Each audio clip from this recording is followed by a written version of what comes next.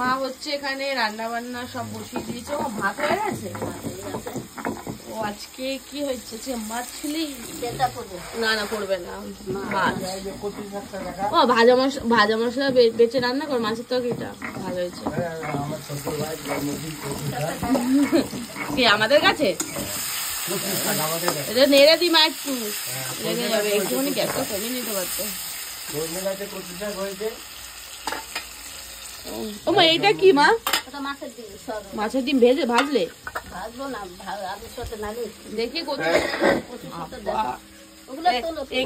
এখানে রয়েছে এত কচু শাক, যখন রান্না করবে তখন কইটু করে যাবে মা। এতটা হবে?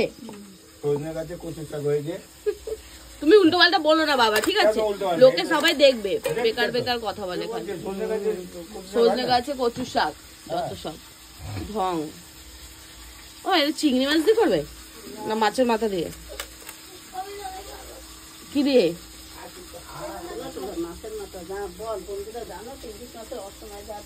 হ্যাঁ ইলিশ মাছের তো খুব দাম বাবারে বাবা, ধরতে পারা যাবে না।